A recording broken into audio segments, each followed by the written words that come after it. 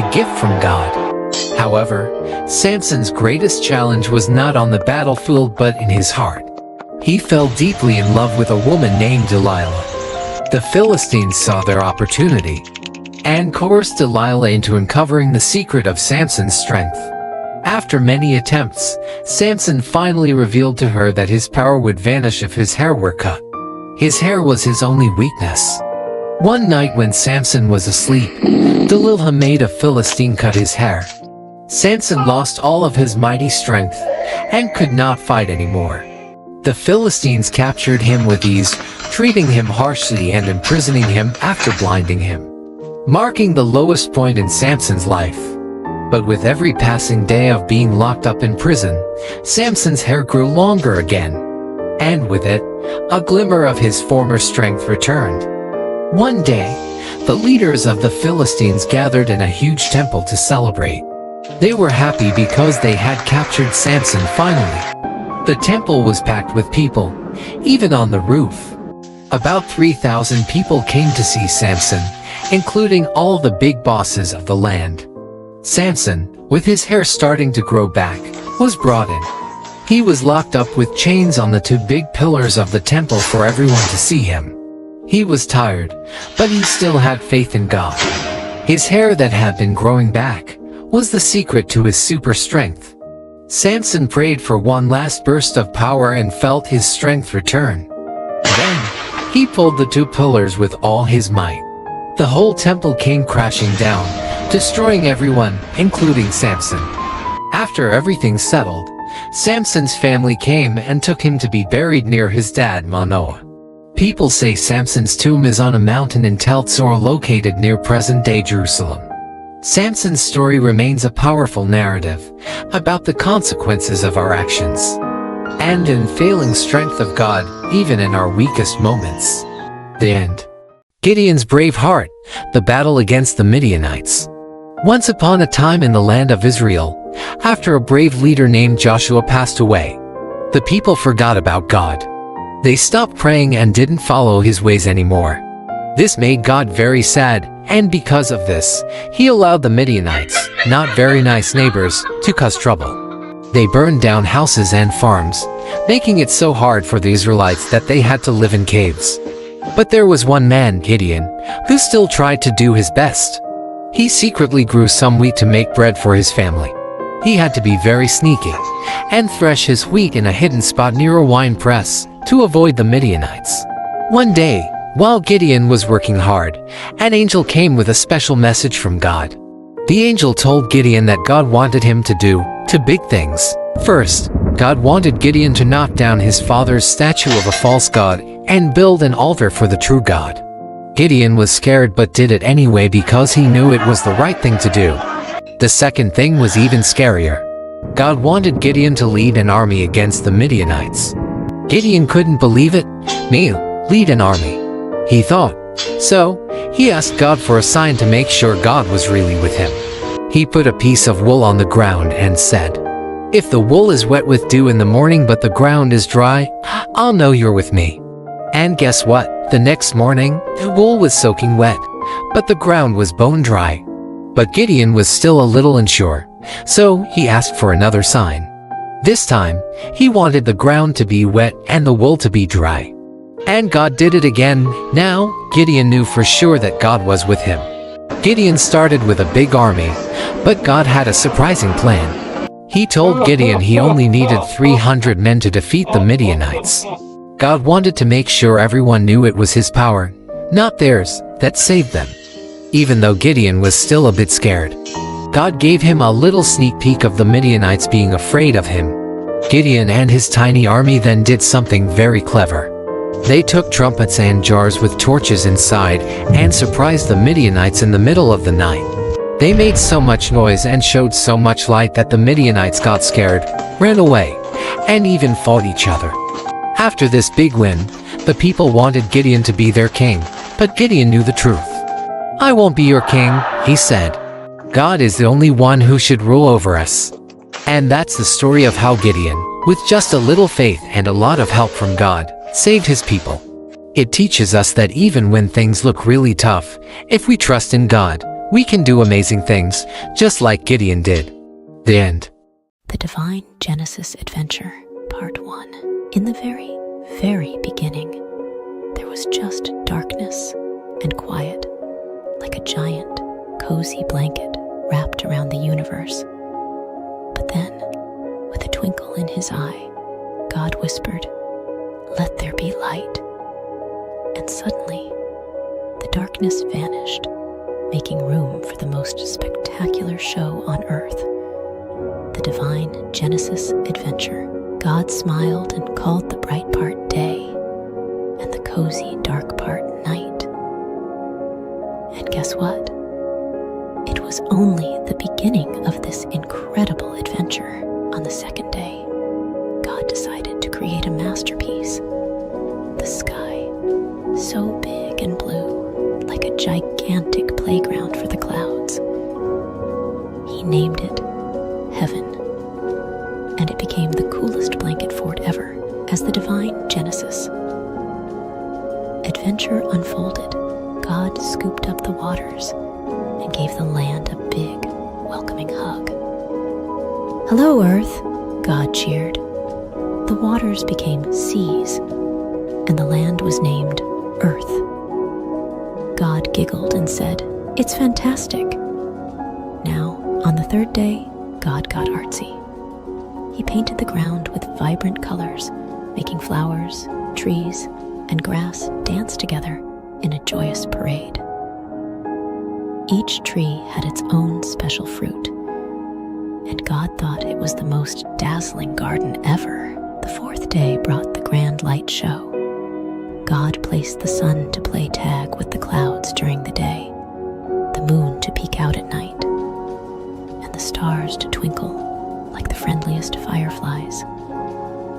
The sky turned into a magical canvas painted with celestial wonders. But wait, there's more. On the fifth day, God threw a party in the oceans and the sky. Playful fish and graceful birds, and God blessed them with the best dance moves and flying tricks.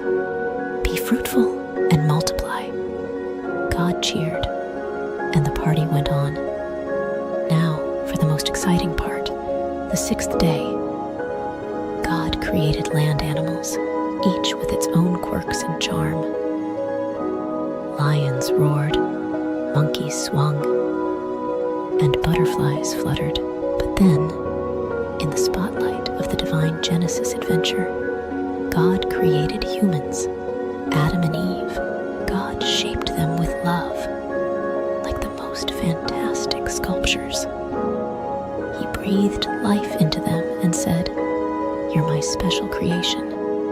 Take care of this wonderful world."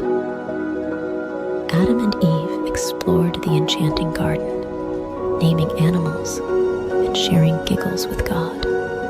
God provided a buffet of delicious fruits and green herbs for everyone to enjoy.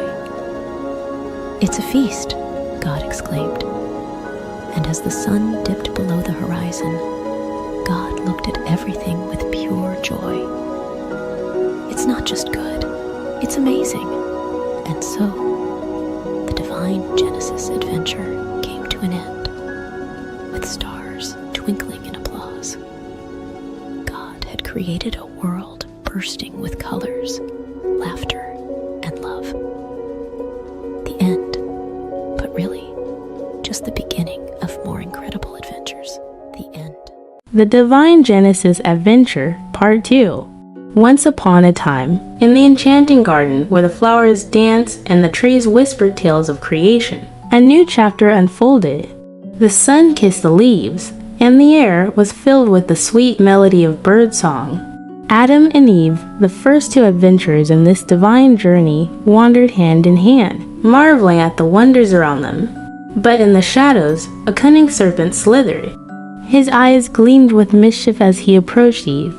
Did God truly say, "You shall not eat of every tree of the garden"? The serpent hissed, weaving doubt like a mischievous spell. Eve, with innocence in her eyes, replied, "We may eat the fruit of the trees." But God said, "You shall not eat it, nor shall you touch it, lest you die." The serpent, a master of deception, slyly whispered, "You won't die." God knows that when you eat it, your eyes will open, and you'll be like God, knowing good and evil. Fascinated by the idea of wisdom and knowledge, Eve gazed at the tree. Its fruit looked delicious, pleasing to the eyes, and desirable for gaining wisdom. The serpent's words echoed in her mind, and she plucked the fruit, taking a bite. She then offered it to Adam, and he too took a bite. Suddenly, their eyes were open, and they realized they were naked. Quickly, they sewed fig leaves together to cover themselves, for they felt exposed in the newfound awareness of good and evil. In the cool of the day, they heard the sound of the Lord God walking in the garden.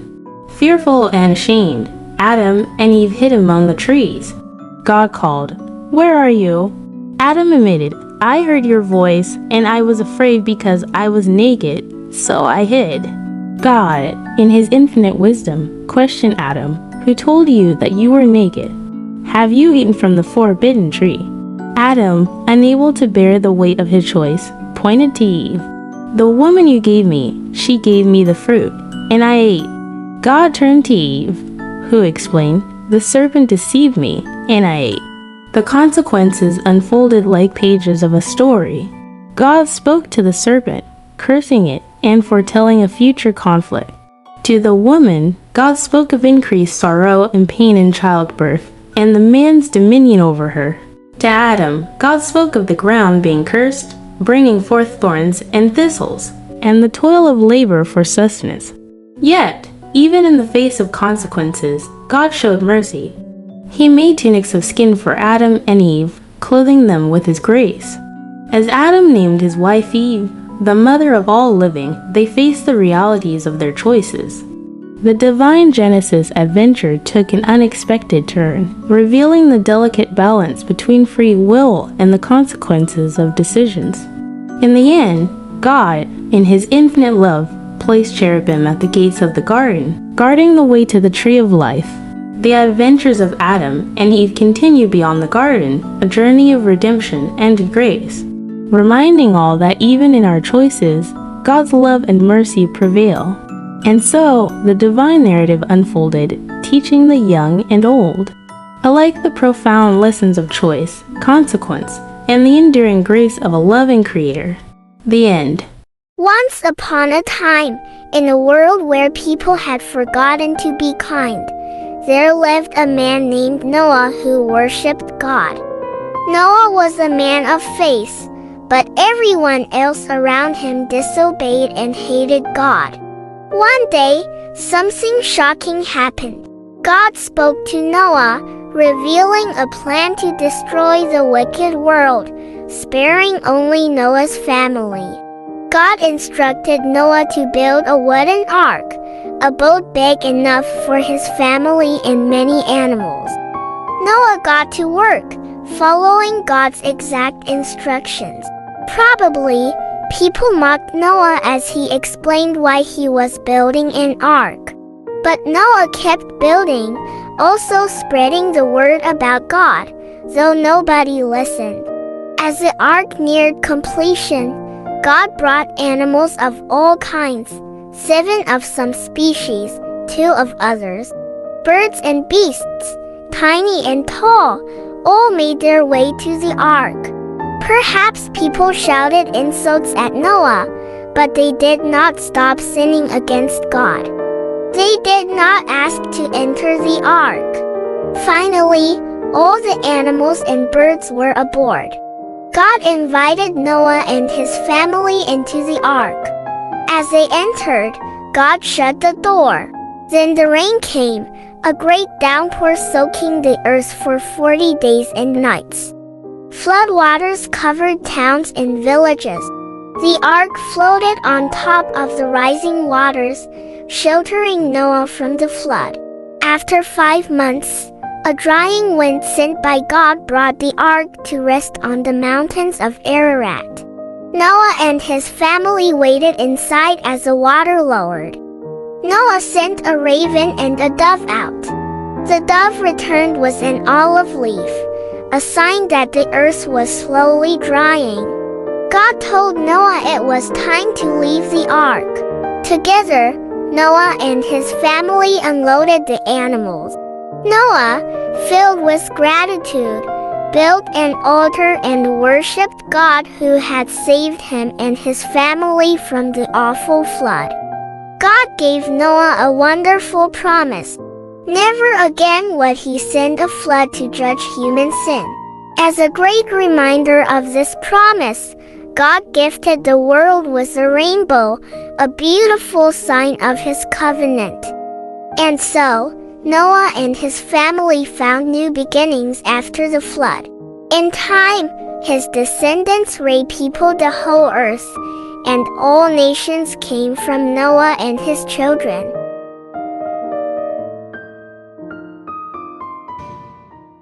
God's promise to Abraham. Long ago, after a big flood washed the earth clean, only Noah and his family were safe on a big boat with lots of animals. When the water went away, people started to build things again. They had a big idea. Let's build a tall tower that touches the sky, right up to the stars. They wanted to stay together and be friends forever. But something magical happened. Suddenly, everyone started speaking in different languages. It was so confusing because nobody could understand each other anymore. So, the people split up, finding new places to live with others who spoke the same language. The big city they left behind was called Babel, which means a big mix-up. Then, in a place called Ur, God talked to a man named Abram.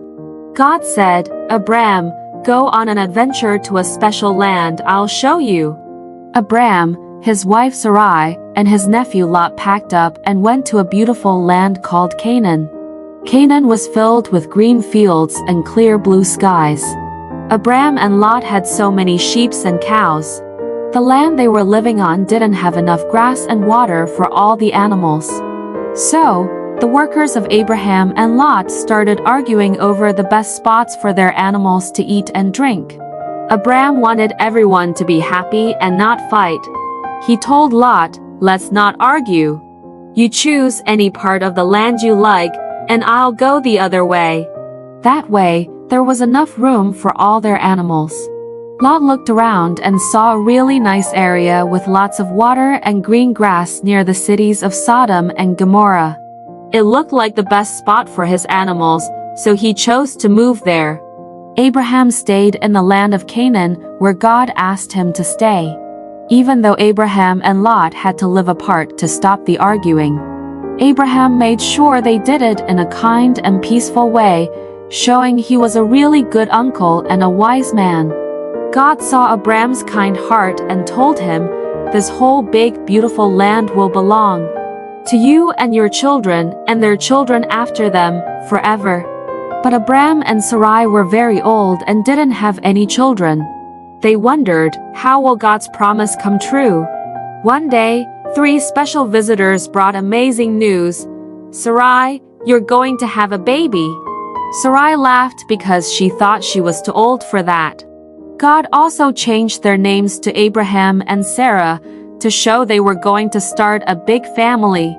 Then, God said he had to fix the 2 naughty cities near where Lot lived. Abraham was worried for Lot. Lot listened to the angels and escaped with his daughters. But Lot's wife looked back and turned into a salt statue.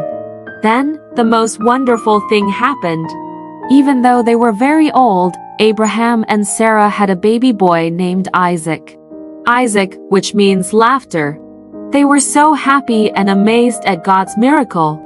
Abraham knew then that God always keeps his promises, like giving him a big family and a beautiful land to live in. And that's the story of how Abraham and Sarah learned to trust in God's promises, no matter how impossible they seemed.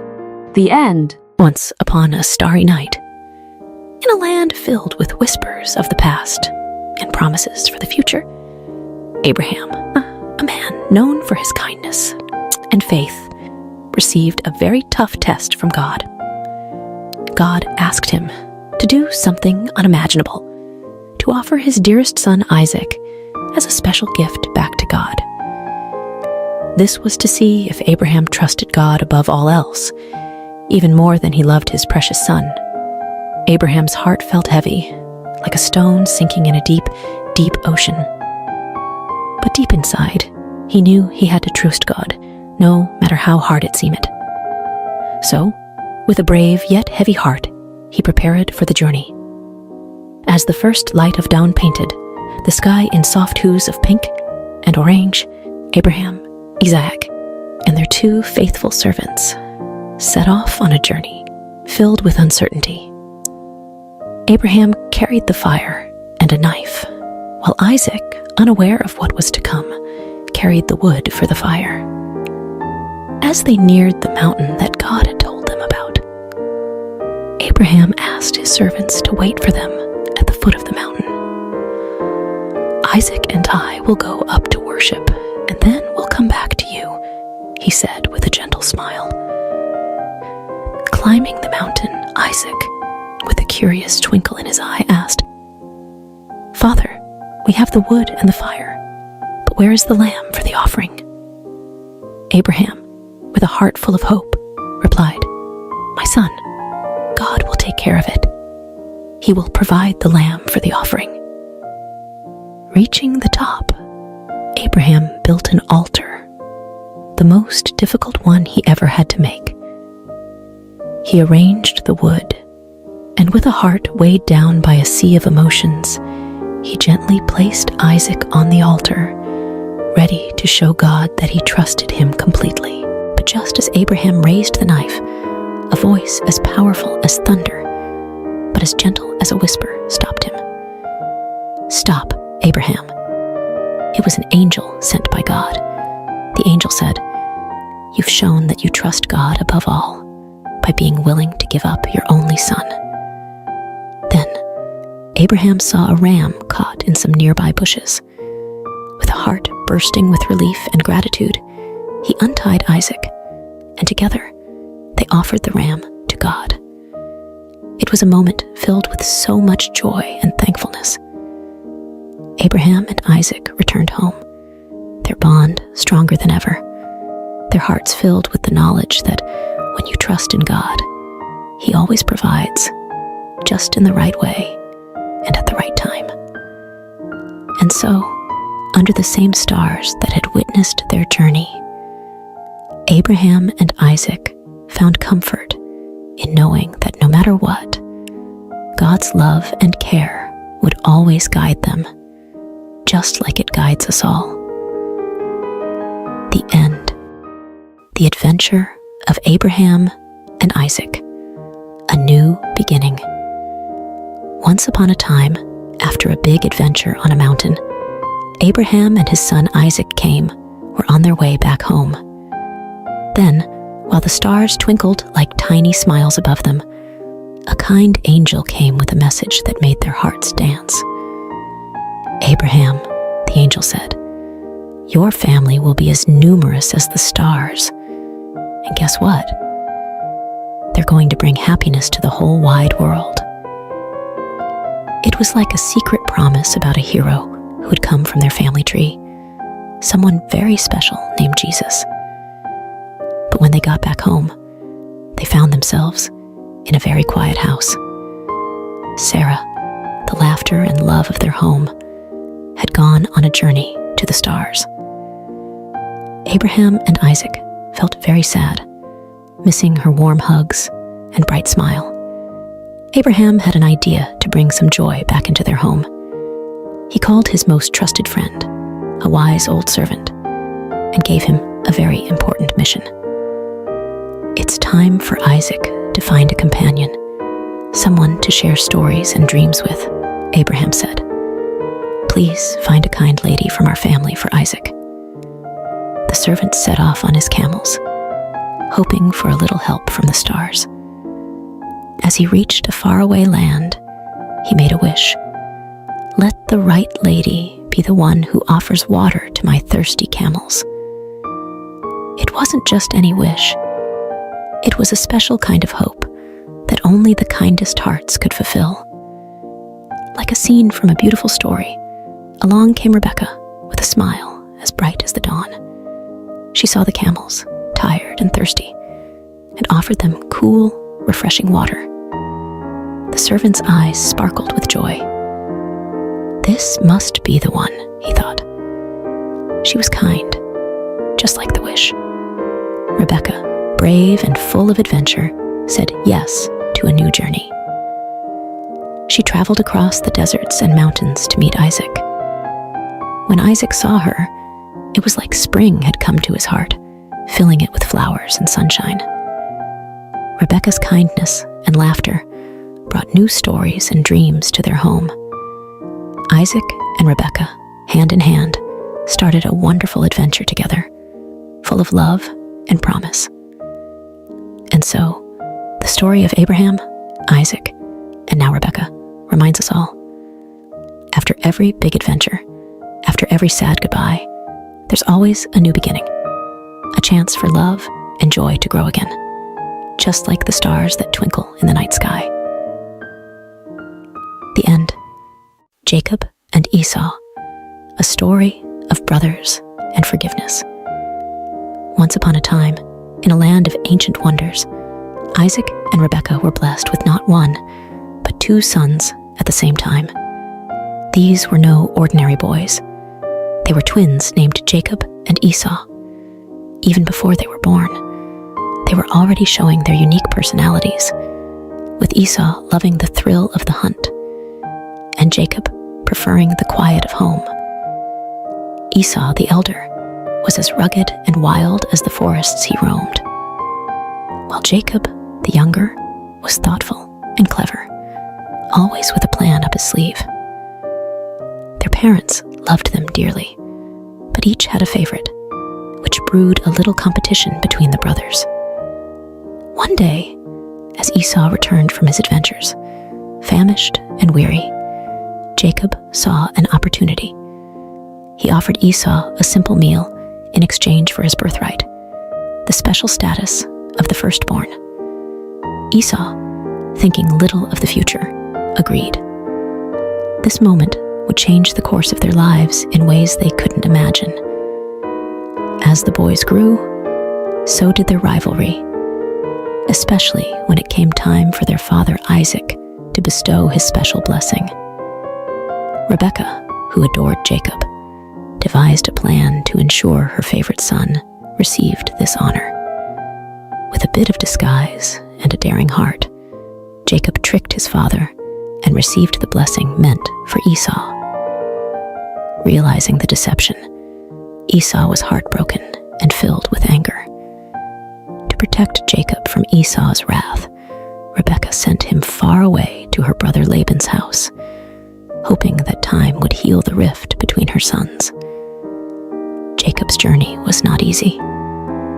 He worked tirelessly for Laban, enduring trickery and toil, all for the love of Rachel, Laban's daughter. Yet, through these trials, Jacob grew wiser and kinder, learning the value of honesty and hard work. Years passed, and God called Jacob to return home, but the thought of facing Esau filled Jacob with dread. What if Esau still harbored anger and sought revenge? Nevertheless, Jacob set out, hoping for forgiveness. As Jacob neared his homeland, he prepared for the worst. But to his surprise, Esau greeted him not with anger, but with open arms.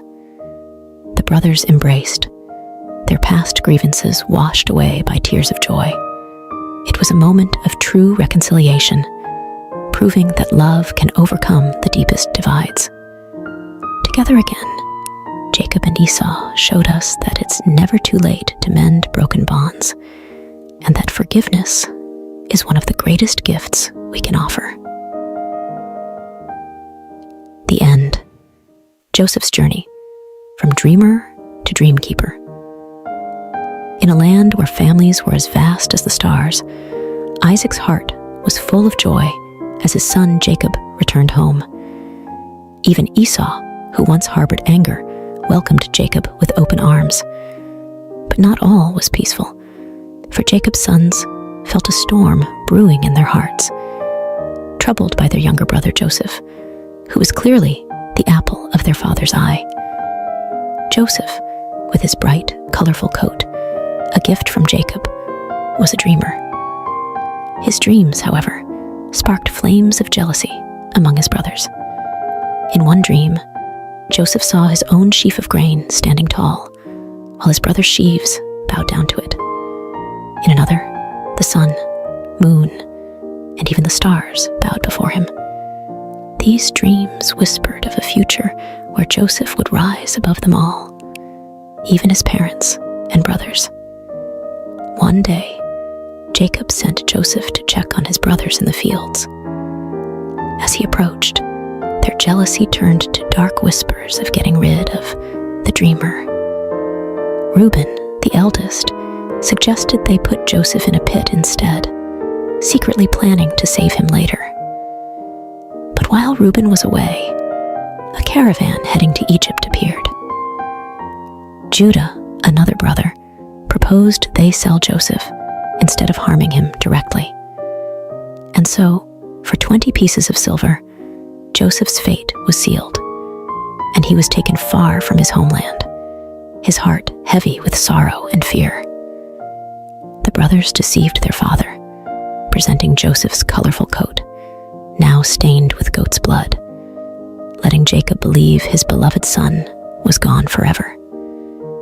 Jacob's grief was a deep well of sorrow, with no one able to console him. Meanwhile, in Egypt, Joseph found himself a slave in Potiphar's house. Despite his hardships, Joseph's diligence and trust in God shone brightly, earning him Potiphar's favor and the position of chief servant. But just as things seemed to be looking up, Joseph faced a new trial. Potiphar's wife, with dishonest intentions, falsely accused Joseph, leading to his unjust imprisonment. Even in the depths of a dungeon, Joseph's spirit remained unbroken.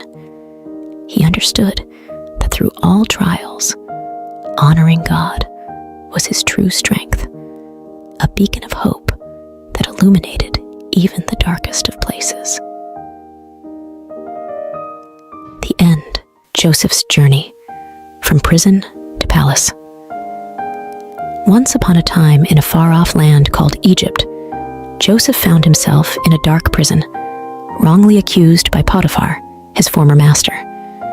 But even in such a grim place, Joseph's kindness and helpful nature shone bright.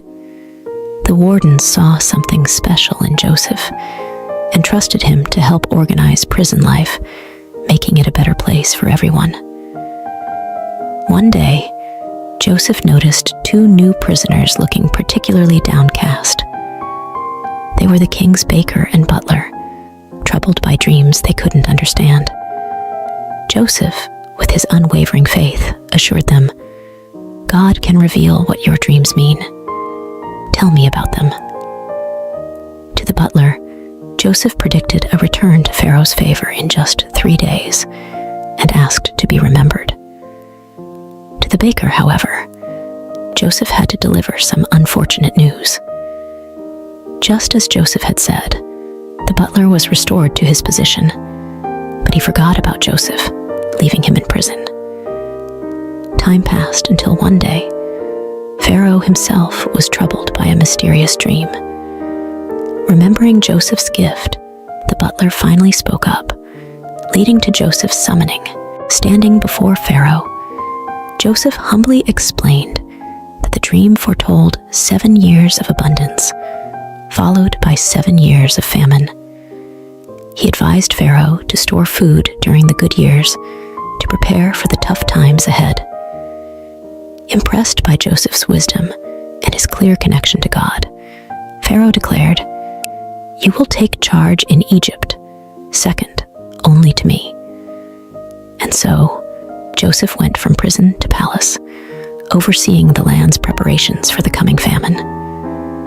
As predicted, the years of plenty came and went, and famine spread across the land. Back in Joseph's homeland, his family was starving. Jacob sent his sons to Egypt to buy grain, not knowing that they would come face to face with their long-lost brother, now the lordly ruler of Egypt. Joseph recognized his brothers, but they didn't know him.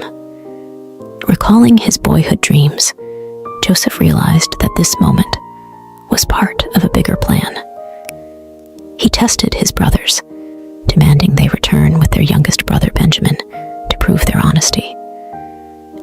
When they returned, Joseph could no longer hide his true identity. Overcome with emotion, he revealed himself to his brothers, saying, "I am Joseph, your brother, whom you sold into Egypt." The brothers were speechless, fearing for what might come next. But Joseph comforted them, explaining that their actions had been part of a divine plan to save their family from famine. "God made me Lord in Egypt so I could save your lives," he told them. Soon after, Jacob and Joseph were joyfully reunited in Egypt, and the entire family was settled there, living in peace and plenty, thanks to Joseph's faith and God's guiding hand. The end. The Adventure of Baby Moses, From the Nile to the Palace. In a time long ago, Egypt mourned the loss of a great leader, Joseph.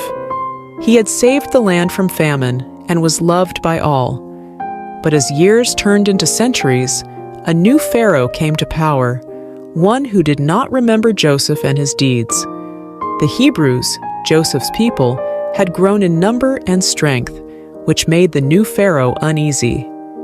Fearing they might become too powerful, he decided to make them slaves, forcing them to build great cities under harsh conditions. Despite the heavy work, the Hebrews continued to grow in numbers, which troubled Pharaoh even more. So he made a terrible order. All newborn Hebrew boys were to be thrown into the River Nile. One Hebrew family, desperate to save their baby boy, crafted a plan. They carefully placed him in a snug, watertight basket and set it afloat among the reeds of the Nile, trusting in a higher power to protect their child. As the basket bobbed gently in the water, the baby's sister watched from a distance, her heart filled with hope and fear.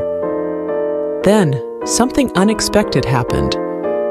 Pharaoh's daughter came to the river to bathe and spotted the curious basket among the reeds. With a mix of surprise and compassion, she ordered her servant to bring the basket to her. Upon opening it, the sound of the baby's cry touched her heart. "It's a Hebrew child," she realized, but instead of sending him to a cruel fate, she chose kindness. "Poor little thing, you're so beautiful," she cooed, perhaps even playing with the baby as anyone would with a precious little one. Watching all this unfold, the baby's sister saw an opportunity. She bravely approached the princess and offered to find a Hebrew woman to nurse the child. The princess agreed, not knowing the girl would bring the baby's own mother. Rushing home, the sister called out to her mother, "Come quickly! Oh, hurry!" Without a moment to lose, they both hurried back to the riverbank.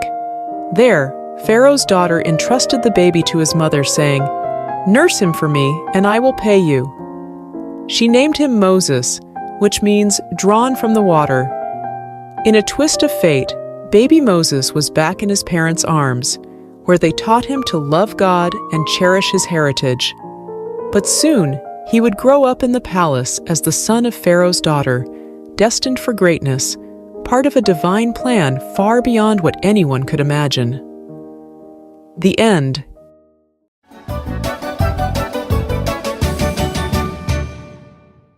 Moses, from prince to leader. Long ago in Egypt, Moses, a prince raised in Pharaoh's palace, faced a moment that would change his life. Despite his royal upbringing, Moses never forgot he was a Hebrew at heart. One day, he saw an Egyptian mistreating a Hebrew slave.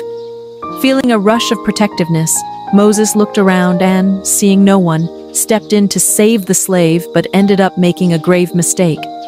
The very next day, Moses tried to stop a fight between two Hebrews, only to realize his secret was out. The news even reached Pharaoh, forcing Moses to flee to a faraway land called Midian for safety.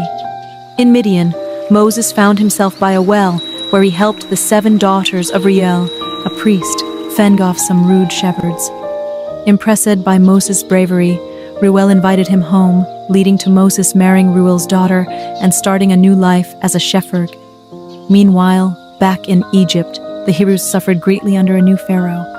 Their cries for help reached the heavens, and God was listening. 40 years had passed since Moses left Egypt. While tending his flock, Moses saw something incredible, a bush engulfed in flames that didn't seem to burn up. Curious, Moses went closer, only to hear God's voice calling him by name. God told Moses to take off his sandals, for he was standing on holy ground.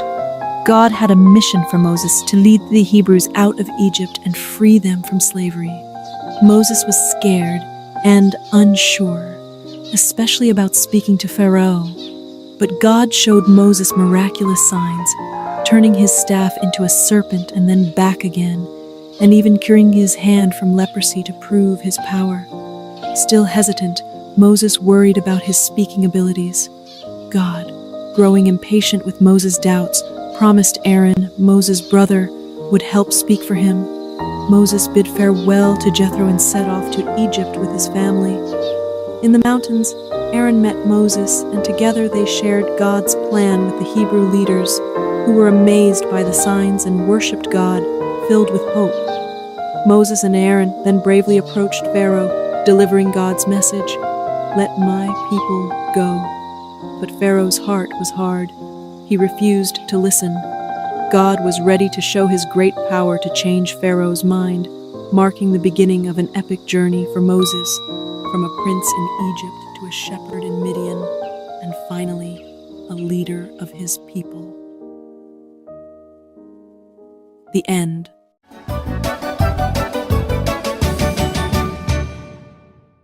Moses, from prince to leader.